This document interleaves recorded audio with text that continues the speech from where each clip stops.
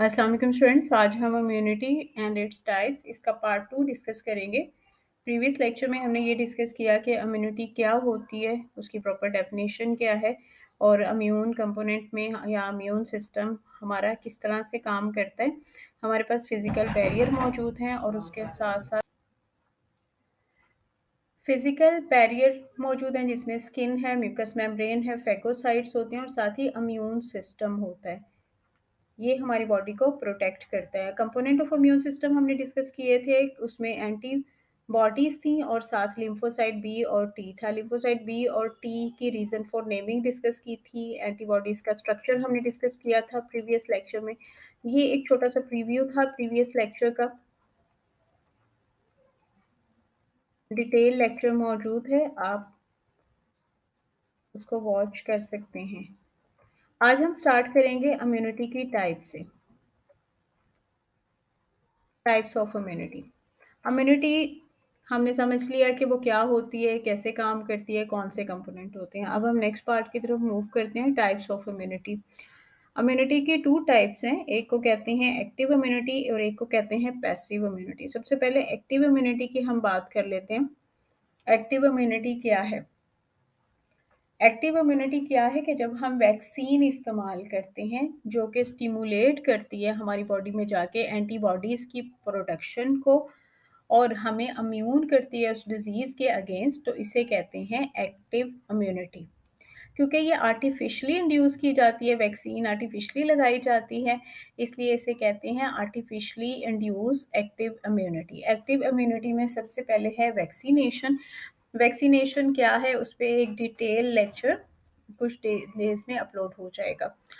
Active immunity जिसमें vaccination करवाई जाती है और एक डिज़ीज़ के खिलाफ बॉडी में एंटीबॉडीज़ प्रोड्यूस की जाती हैं और उस डिज़ीज़ से बचा जाता है, तो उसे कहते हैं एक्टिव इम्यूनिटी। जैसे कोविड के अगेंस्ट हम सब अब एक्टिव इम्यूनिटी में आ चुके हैं, लेकिन ये आर्टिफिशियली इंड्यूस एक्टिव इम्यूनिटी है।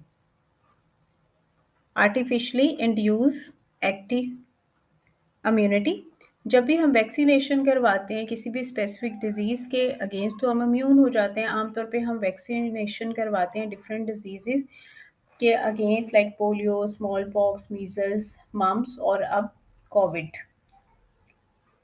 एक दफ़ा वैक्सीनेशन होती है या एक स्पेसिफिक ड्यूरेशन के बाद ये वैक्सीनेशन होती है और उसके बाद पूरी ज़िंदगी के लिए हम इम्यून हो जाते हैं। ये एक्टिव इम्यूनिटी की एक टाइप थी। दूसरी एक्टिव इम्यूनिटी है auto immune response. Auto immune response क्या है? जब कोई भी पर्सन बीमार हो जाता है या उसे कोई इन्फेक्शन हो जाती है यानी उसकी बॉडी में कोई एंटीजन चला जाता है, तो ज़्यादातर केसेस में वो अगर सर्वाइव कर जाए, तो क्या होता है उसकी बॉडी में उसके अगेंस्ट उस एंटीजन के अगेंस्ट एंटीबॉडी बन जाती है और जब भी दोबारा वो डिज़ीज़ होती है, तो वो एंटीबॉडी उसकी काम करती है। ये कहलाता है ऑटो इम्यून रिस्पॉन्स यानी खुद कार सिस्टम हमारा। हमारा जो इम्यून सिस्टम है वो खुद ही उसके खिलाफ एंटीबॉडीज़ बना देता है। अगर हम बीमार हो जाएँ, तो दोबारा फिर हमें वो डिज़ीज़ नहीं होती है। उसमें स्पेसिफिक डिज़ीज़ है, हर डिज़ीज़ पे ऑटो इम्यून रिस्पॉन्स काम नहीं करता, कुछ स्पेसिफिक डिज़ीज़ेज़ हैं, जैसे मीज़ल्स, मम्प वगैरह। अब सेकंड टाइप की बात करते हैं, वो है पैसिव इम्यूनिटी। पैसिव इम्यूनिटी क्या है? एक्टिव इम्यूनिटी के कंट्रास्ट में, जिसमें एंटीजन इंट्रोड्यूस करवाया जाता था to stimulate the production of antibody by artificial और natural method. Antibodies are injected in the form of antisera to make a person immune against our disease. This is called passive immunity. अच्छा, अब इसमें क्या होता है passive immunity में? Passive immunity में ये होता है कि बॉडी में एंटीसीरा इंजेक्ट करवाया जाता है। एंटीसीरा क्या होता है? यानी ऐसा ब्लड जिसके अंदर एंटीजन मौजूद है, एंटीबॉडीज जिसकी बनी हुई हैं और वो इंड्यूस करवाया जाता है। पैसिव इम्यूनिटी क्या चीज़ है? पैसिव इम्यूनिटी में एंटीबॉडी बॉडी में एंटर की जाती है। एक्टिव इम्यूनिटी में एंटीजन को एंटर किया गया यानी वैक्सीनेशन करवाई गई या अगर एक पर्सन बीमार हुआ तो उसकी बॉडी में एंटीजन यानी जरासीम दाखिल हुए, उन जर्म्स ने जाके इम्यून सिस्टम को एक्टिवेट किया और बॉडी के अंदर उसके अगेंस्ट एंटीबॉडीज बन गए, वो एक्टिव इम्यूनिटी थी। पैसिव इम्यूनिटी में इसके ऑपोजिट होता है, बॉडी को डायरेक्टली एंटीबॉडीज दे दी जाती है यानी बॉडी को एंटीबॉडी बनाने का टाइम ही नहीं मिलता या बॉडी को उस प्रोसेस से नहीं गुज़ारा जाता इम्यून सिस्टम को कि वो एंटीबॉडी बनाए। डायरेक्टली एंटीबॉडीज़ ही बॉडी को दे दी जाती है जैसे हम मेडिसिन खाते हैं।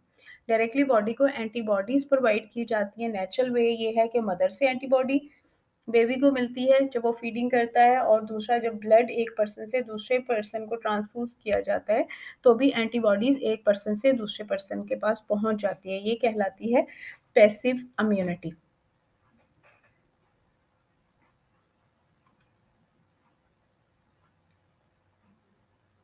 आपको पता है कि एंटीबॉडी जब भी बॉडी में दाखिल होती है, एंटीबॉडी और एंटीजन, ये बॉडी के अंदर कॉम्प्लेक्स बनाते हैं, और जो एंटीबॉडी है वो एंटीजन को किल कर देती है। जब बीमार होते हैं, हम मेडिसिन खाते हैं, तो ये हमारी पैसिव इम्यूनिटी बन जाती है। बॉडी को एंटीबॉडी दी गई, एंटीबॉडी ने जाके जो एंटीजन मौजूद है उसके साथ उसने कॉम्बैट किया, फाइट की, और उसने उसको मार दिया। और इसलिए लेकिन ये सडन रिस्पॉन्स होता है क्योंकि बॉडी को इतना टाइम नहीं मिलता कि वो एंटीबॉडी नेचुरली बना सके। एक्टिव इम्यूनिटी में एंटीबॉडी बन जाती है, पैसिव इम्यूनिटी में एंटीबॉडी नहीं बनती क्योंकि एंटीबॉडी हम दे रहे होते हैं बॉडी को। और इसका ये लॉन्ग लास्टिंग नहीं होता। जो एक्टिव इम्यूनिटी है वो लॉन्ग लास्टिंग है, लाइक वैक्सीनेशन। यानी जब भी एक्टिव इम्यूनिटी का वर्ड आएगा तो आपके ज़हन में वैक्सीनेशन का वर्ड आना चाहिए। पैसिव इम्यूनिटी का वर्ड आएगा तो उसमें मेडिसिन्स वगैरह जब हम लेते हैं, और ये नेचुरली जब मदर से बेबी को मिलती है, या हम ब्लड वगैरह ट्रांसफ्यूज़ करते हैं तो उससे मिलती है, या हम मेडिसिन्स यूज़ करते हैं, तो इस तरह से एंटीबॉडी दी जाती है। लेकिन ये लॉन्ग लास्टिंग नहीं होती, थोड़े अरसे के लिए होती है, लेकिन ये सडन होती है, फ़ौरन ये एक्ट करती है। पैसिव इम्यूनिटी का मेथड जो है वो यूज़ किया जाता है डिफरेंट डिजीज़ेज़ के against, like tetanus, hepatitis, rabies, snake bite वगैरह। इसके साथ ही ये टॉपिक कंप्लीट हो गया। Thank you for watching.